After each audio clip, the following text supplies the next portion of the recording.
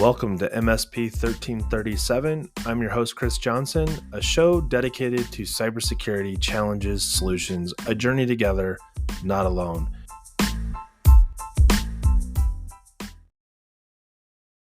With another episode of MSP 1337, I'm joined this week by Bruno Lecoq from BMO. Bruno, welcome to the show. Thank you. Thank you for having me.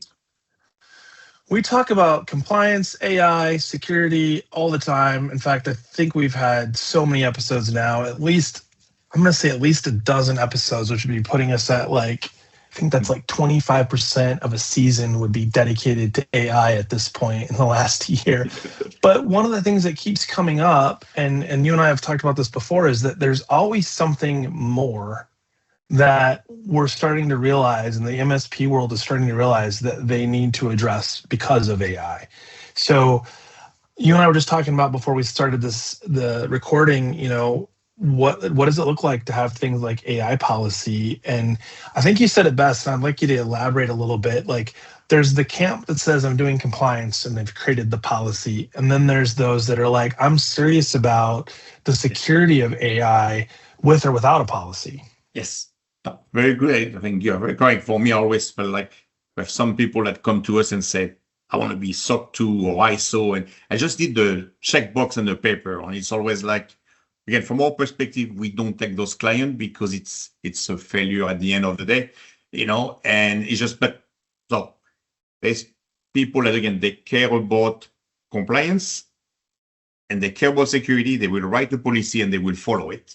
Sure. But, it's also the same thing that compliance doesn't equal security and security doesn't equal compliance. So it's what do you believe yourself, into it. So it's do you care about being secure and you will do what is needed, or you just want to check box, Yeah, that's an interesting way to look at it. I think one of the challenges that we all are facing is, especially when we start talking about AI, is the frameworks and the controls that are out there obviously are struggling to keep up with the advancements that we're seeing in the tech space. But one thing that has held true, I think, this whole time is that when you build policies, when you have good governance in place, these things shouldn't come across as surprise, we need to write a whole new framework.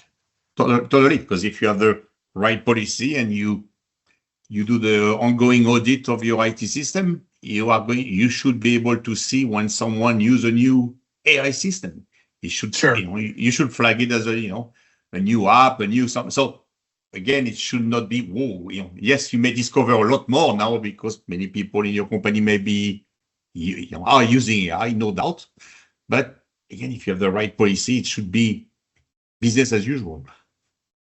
So I know that we've talked about this before, but BMO does a lot of compliance work. I think you mentioned you do CMMC work as well, specifically CMMC work. Microsoft Shop, which is obviously pretty commonplace because it was it was the only one there for a while that gave you the path towards GCC or GCC High. And, we're seeing some of the other ecosystems starting to have some solutions in that space. But when you mentioned deciding when a client fits that mold or doesn't fit the mold, even the ones that I think are serious about it, I still am surprised when they come in and say, and I need to have this pulled off in the next 90 days or 6 months.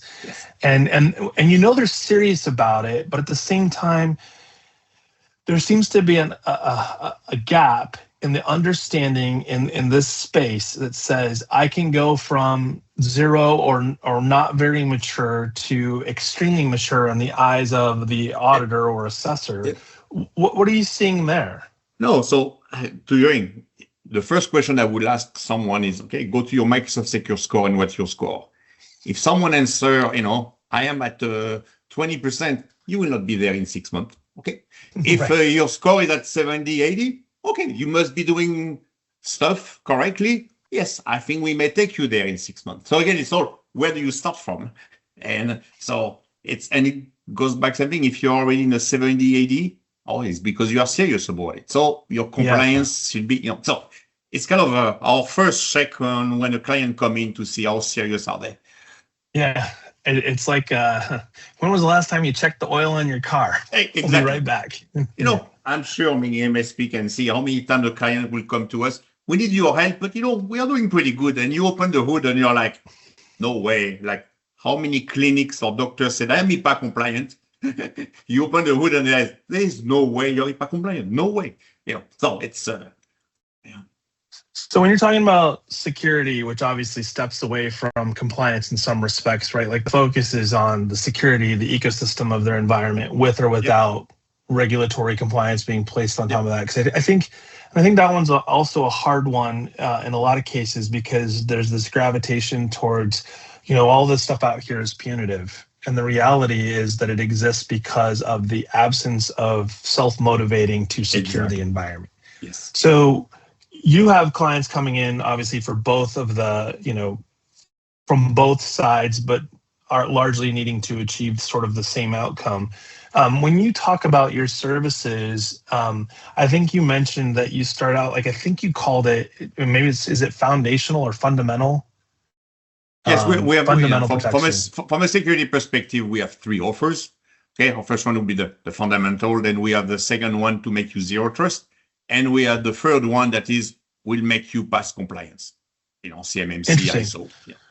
So the reason why I brought it up is the word foundational to me is a great way to say, like, you're not telling them that they're stupid, right? Like, I think you could say, like, the word fundamental or foundational, those are all things that everybody would recognize as, I need that, I have to have that. But if I said, you know, entry level or basic or new, like, they're like, oh man, I don't want to tell them that. So it's why I need that. From our company perspective, we have what we call a silver, diamond, and platinum package. That's it. So we start up, you need silver. So again, I'm not saying, you know, but again, you start asking the question, you know, I'm surprised. We sometimes have debate in FFX SOC 2 compliance about people don't have, you know, in the world, Microsoft, they don't have Intune, they don't have managed devices. And they are like, okay, well, how can you push an update? How do you know, how can you know if your device is compliant? I don't, you know, so, well, at least you need, from my perspective, you need to have, you know, Intune deployed if you're in a Microsoft world, you know. And some people say, no, I don't want that, you know. Well, okay, you know, so it's just, well, then, and I think about the starting point, like, if you don't know what your inventory is, you can't really, you know, install agents on it either, because you don't know what your inventory. So if someone said at the beginning, I don't want that service, I'm just, okay, go talk to someone else. I am the wrong company for you, because, you know, again, I care about my customer being secure, and you don't want the, like you call the foundation. Okay, good, then, you know. But the foundation is, you need to be able to remote wipe a computer. You need to be able to push an update. You need to, you know, make sure they have the latest Windows patch, you know, kind of like, make sure they have MFA. I mean, some basic, you know. Yeah, and you guys have been around, you know, what, 10, 15 years now? 16 years, yeah. 16 years. When was the turning point where you started saying exactly what you just did to me, not the right fit?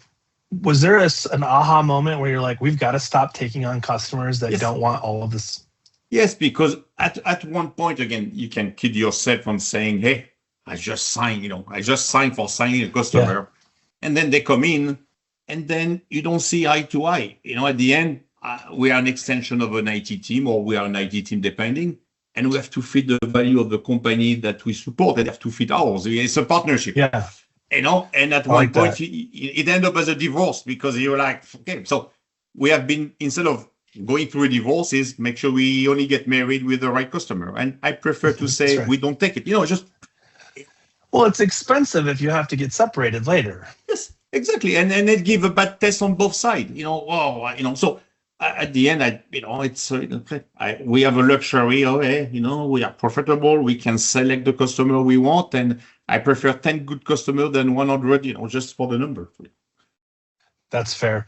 So one thing that I've started putting on the radar of MSPs, or having the conversation, is that we talk about compliance, and a lot of frameworks, you know, have an emphasis on either a particular data type or a particular industry vertical, CMMC for CUI, PCI for financial, et cetera. What I find really interesting is that largely in the MSP space, we don't talk about data privacy, we talk about data security. And when I look back on even my time as an MSP, it was easier to say, we will secure your stuff, regardless of what sits on it. I'm wondering how long before we start really seeing this come to fruition, where MSPs are having to deal with that it's about the privacy of the data, as we see the laws get passed in the different states, that privacy is going to drive largely everything we do as MSPs. Yeah. I think you can see, Europe starting with GDPR, and you can see, some states are starting, here to come up with. So the issue of us an MSP in the US is you're now going to have to deal with different rules in every state. So I hope at one point, the government will say, let's make the same rule across all the states. So as an MSP, I know my list versus California want that, Texas want that. It's just like, so it's. Yeah, I mean, forget all the rules for how it works. I was running like the state of Iowa is a good example. I think we have 14 different variables for what's considered PII. Yeah. And other states might only have like 4 or 5, yes. But you're seeing a creep happening where things like IP address is now an identifier. Yes. It's messy, so I like that. It would be nice if we had something that was universal. For the MSP space, we do have the GTIA Cybersecurity Trust Mark, which does encompass the things that are more unique or appropriate for the MSP, ITSP, whatever acronym we throw around today. But I think that the problem that still is out there that's needing to be solved is how to help the clients understand that model of like, we're not just selling you on silver, diamond, platinum. We're saying we are already dialed in against the following sets of controls, because if we're going to do this with you, we can't be the gap in the security. Correct. Do you run into a defense mechanism ever where the client's like, so what do you use in your office? Yeah, so it's very good, because for us, what we said is we BMO, so same thing. So as a company, we are 100% remote. So we always say what we do to our customer, we are customer zero. So what we deploy on BMO is what we deploy to our customer. Again, advantage is all our customer on Microsoft. So again, it's same stack. I always use at the airline. It was which airline? The JetBlue. What I learned about their perspective, I remember I was always impressed. They only fly the same airplane, and their goal for that is they only have one training manual, one set of airplane to maintain. So it's very static. So what we have been able to do from the chance from a viewer perspective is, all our customers on a Microsoft suite. So which means we are able to create and monitor control same way across hundreds of customers. Okay. Nice. So I'm able to come to a customer, hey, you're on that. This is your secure score today. This is the control we are going to monitor. This is how we are going to deploy it. When we deploy it, this is the licensing and the E5 from Microsoft. We deploy Purview here, Entra there. It's kind of how we do it. And it's not BMO that going to tell you are becoming secure. You are going to see your Microsoft secure score going up and up and up and up. Okay, so this will be, and so it's kind of how we play from the control. It's interesting when you think about IT and tools and the services delivered, how easy it is to get out of sight, out of mind. But I think you and I both know that no matter how high the score gets, we'll never get to 100% in Microsoft, because tomorrow will change it, right? Yeah. But I think it's a great way for them to see that visualization of like, they can see that change. Yes, I can ask questions today, when it goes down. I will tell you, BMO, we are 97. Okay, we are 97 as a company. Again, the thing changed. Microsoft were control, so it's never. But at least it's where it goes, and it give us an idea of how from a CEO that knows nothing about IT, at least he has an idea. If he's at a score of 20, boy, you have some you need to talk to someone here. So it give you and it goes back. I always have this thing of is it Microsoft? So again, people don't realize the values they get by Business Premium or E5. Yeah, what comes with it. When I have many of the customers, you come and they have so many add-ons, and you're like, whoa, all those add-ons first cost you a fortune, and then now it puts holes between all of them. So it's just and so it's kind of us, when we deploy, let's say we make a customer SOC 2 compliant or ISO, there's only 5 tools that we ask them to buy outside of Microsoft because Microsoft doesn't offer it. Everything else, you have it out of the box. Are you going to get the best security? Maybe not. But is it good enough for you as a SMB? Yes, That's a great statement. I think everybody listening to this will have a takeaway from that specific statement. I don't think there is a best. I think there's a best for a specific company maybe, but that's going to be a different best for everybody else potentially, right? I like that. So shifting gears a little bit, we've been talking about compliance, which always is fun for me, is that MSPs, or the world of MSPs, has largely been driven by not knowing the GRC world existed. They figured, they lived in the PSA space. We fix your problems, turn the wrenches, do all those things. Over the last 3 to 4 years, maybe a little bit longer, but as we get more current towards where we are today and as we go forward, the desire from clients, particularly on the need for a GRC platform, and in many cases coming to an MSP with a GRC they're already using because of the regulatory requirements being placed on them. Are you finding that clients that come to you that have GRC platforms, are they relatively mature in their usage of how they are navigating risk? Or is it, I have a platform and good grief, I need help? Yeah, so we get, I would say, the two cases. They don't have it. So for us, we are a reseller of Drata and Venta. So we do both. This is our GRC platform we offer. So when we do a compliance, we said if you want to do compliance with BMO, you have to buy one of the two. You select with these pros and cons, but at the end, for me, they're kind of the same. Then it's a glorified spreadsheet. Sorry. For me, what I like about the system is, again, it's from the collection of evidence. Yes. More automated. I mean, it's like instead of me doing screenshot, going to SharePoint, uploading one by one. I mean, it's just, it's a lot easier. It's all right there. It's all there. It's all there. And same thing. On my security score, I can go to the Microsoft Secure Score. And on my GRC, I will use Drata and Venta, will tell me, you are 87% with SOC 2. And at that point, it's when, based on that, the customer, same thing, can see the progression. Yeah. And you know when to bring the assessor. Okay. So for us, in our case, when we do SOC 2, the SOC 2 type 1, we bring the assessor at 60%, and we bring the assessor for SOC 2 type 2 at 90%. So it's kind of, you give an idea for customer, don't want. So I think this, and then you have the other one that, Venta and Drata, they are both the same. They try to sell their platform, and some customer will buy it thinking, I buy Drata and I will be compliant. So they buy Drata, they connect, and they see a score 35%. And now what? Now what? So now they will come. It's like not showing up for the exam and being surprised at the report card. Yeah, the report card. And now like, shit, that's because but I don't know how to enable those controllers. So it's again, how they understood what they bought. Again, they all fell out by both. So it come back to us, because you are not secure. So you have to do a security part on one side. And also people think compliance is only about IT, but compliance is not always about IT, and what about your background check? What about, so it's, governance. Yes. It's funny.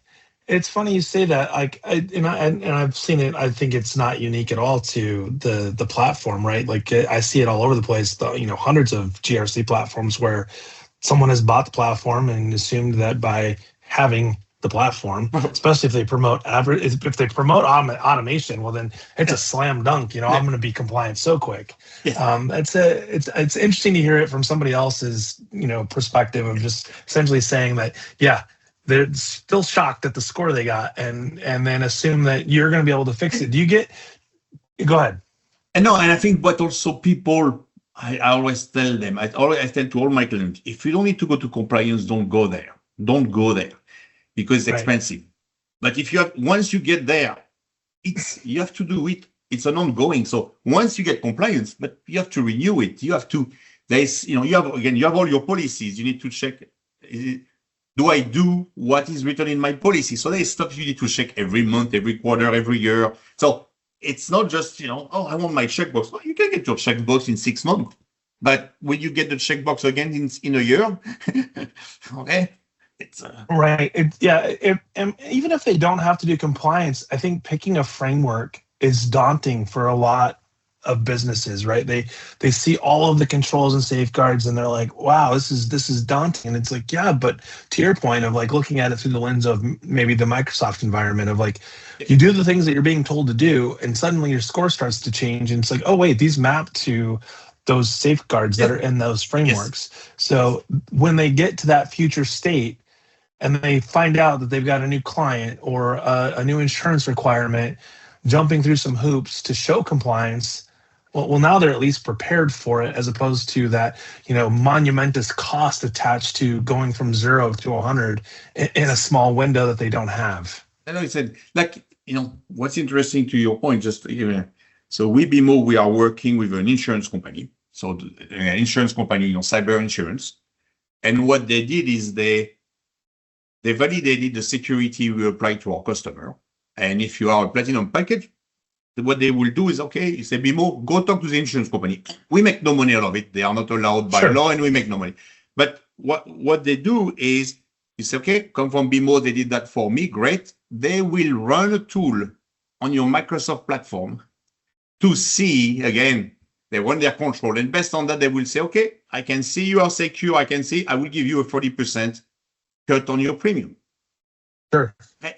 So, because the insurance company is saying, well, if your score is high and I have run my tools, I can see you are secure. The risk of you being hacked is low, then good for me insurance, because the last thing I want is pay you. Right. But they also have that same problem of wanting to give confidence to their customer that they would pay if something happens. And to your point, seeing those high scores are also evidence of due diligence as opposed to negligence. Yes, exactly. Totally. So it's... So we got a few minutes left. I had a couple things I wanted to ask. I ask everybody on the show at this point. Is there a book that you have read in the last year or are currently reading that our audience should be aware of? Good question. No, I haven't. No, I haven't read a book that I think from an audience. No, that's all. No. Okay. I mean, I've had some doozies of books that I'm like, wow. One that hit me by surprise. Someone said that they had just read. It was something to do with Telling Mom. That was the name of the book, or I might have butchered the title of the book, but it had to do with like, if you can't sell your product to your own mother, can you sell it to anybody? And I was like, wow, that's fair. I'll keep that in mind the next time I try to sell something, right? Run it past mom first. Last question I have is if someone is looking to get more information about some of the approaches that you've taken as an MSP with your clients, how can they get a hold of you? Well, they can go to bemopro.com, BEMOPRO.com. Okay, contact. Or again, they can go LinkedIn, like Bruno Lecoq on LinkedIn, or again, or send me an email, brunole@bemopro.com. Got it. Wow, I appreciate your time today. We definitely did some traveling around the compliance, and we surprisingly barely touched on AI at the beginning, and then had so much fun talking about the things that we're seeing in the space as being challenges. Thanks again for being on the show. For those of you that have been listening, this has been an episode of MSP 1337. Thanks, and have a great week.